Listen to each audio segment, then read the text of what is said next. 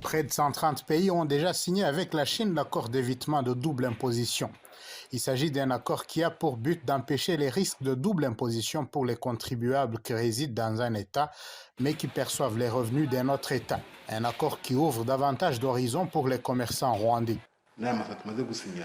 Ceci est une plateforme large qui nous aidera à encourager beaucoup plus d'investisseurs à mener leurs affaires au Rwanda ou en Chine, car d'autres pays aussi l'ont déjà fait. Un accord qui rassure côté rwandais et qui ouvre aussi beaucoup plus de possibilités d'avoir des investisseurs chinois sur le marché rwandais. Avec cet accord, nous aurons beaucoup plus d'investisseurs chinois, surtout provenant du secteur privé. En Chine actuellement, le secteur privé est en train de gagner du terrain par rapport à l'économie nationale en général. Au centre commercial de Kigali, la nouvelle de la signature de cet accord remonte le moral des commerçants rwandais. Cet accord entre le Rwanda et la Chine changera de la perception que les commerçants avaient sur les affaires entre nos deux pays. La cérémonie ne s'est pas terminée sans que le ministre rwandais des Finances ne revienne sur le 20e anniversaire d'adhésion de la Chine à l'OMC, l'Organisation mondiale du commerce.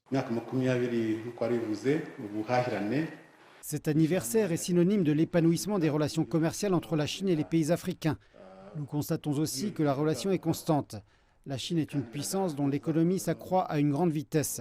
C'est également un grand marché tant pour nos exportations que pour nos importations. Parmi ces importations se trouvent des produits de consommation ou ceux que nous utilisons pour nos industries. À noter aussi que la Chine est un marché de concurrence qui nous donne des produits à bas prix. Avec la situation de la pandémie de Covid-19, le Rwanda déclare vouloir améliorer les échanges commerciaux en ligne, vu que la situation sanitaire entrave fortement les déplacements des commerçants.